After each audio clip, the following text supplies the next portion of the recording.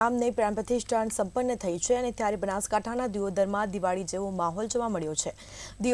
દિયોદરમાં ઘરે ઘરે શેરી મહોલ્લામાં લોકોએ દીવડાઓ પ્રગટાવ્યા હતા તેમજ રાત્રિના સમયે ફટાકડા ફોડી દિવાળી જેવો માહોલ સર્જાયો હતો જ્યારે ઝગમગાટ લાઇટિંગથી અને રંગોળીથી દિયોદર રામમય બન્યું હતું।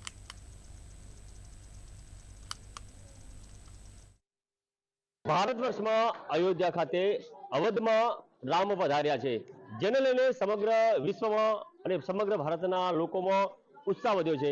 જે પ્રકારે વાત કરવામાં આવે તો બનાસકાંઠાના દિયોદરમાં પણ મહિલાઓ જે પ્રકારે રામના પ્રાણ પ્રતિષ્ઠા થતા આજે દીવડા પ્રગટાવવામાં આવ્યા છે। ઘર ઘર દીવડા પ્રગટાવીને આ જે રોશની જોવા મળે છે, દિવાળી કરતો પણ વિશેષ મહત્વ અહીંયા જોવા મળી રહ્યું છે। ત્યારે આ દિયોદરની શક્તિનગર સોસાયટીની બહેનો જે પ્રકારે વાત કરવામાં આવે તો તમામ લોકો અહીંયા જોડાયા છે। અહીંયા જે પ્રકારે લોકો જો આ રામ પ્રતિષ્ઠાની ઉજવણી થઈ એના લઈને અહીંયા મહિલાઓ પણ જોડાઈ છે। શું કહેશું બેન, તો જે પ્રકારે આજે અયોધ્યામાં રામના પ્રાણ પ્રતિષ્ઠા થયો છે, ક્યાંક ને ક્યાંક લોકોની જે આતુરતા હતી એ આજે પૂર્ણ થઈ છે, આ બાબતને શું કહેવા માંગો છો? આ ઘણા 500 વર્ષ પહેલાથી આપણા વડવાઓ જે આતુરતાપૂર્વક રાહ જોઈ રહ્યા હતા એ આ દિવસ આવી ગયો છે। મોદી સાહેબે આજે બહુ સારું એવું કાર્ય કરી વિશ્વને બતાવી દીધું।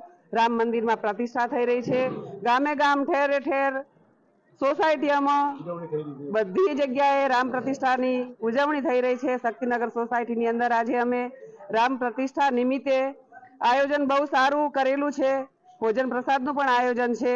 અમારે શક્તિ મંડળની બહેનો બધી બહુ સારી રીતે આયોજનમાં સાથ સહકાર લોકો આપી રહ્યા છે અને આજનો દિવસ અમારા માટે બહુ મહત્વનો દિવસ છે। આખા વિશ્વની અંદર આજે આનંદ છવાઈ રહ્યો છે, બહુ ખુશીનો દિવસ છે।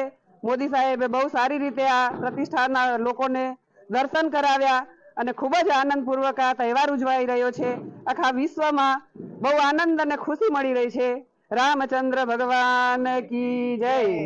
જે પ્રકારે બહેનો પણ ક્યાંક ઉત્સુકતા છે, અવધમાં રામ વધાર્યા છે, ત્યારે વાત કરવામાં તો દિયોદરના અનેક નગરોમાં શહેરના લોકોમાં અહીંયા ઉત્સાહ જોવા મળે છે। ત્યારે જે પ્રકારે અહીંયા સંધ્યા ટાઈમે પોતાના ઘરે દીવડા પ્રગટાવી અને આજે દિવાળી જેવો માહોલ ઉજવી રહ્યા છે।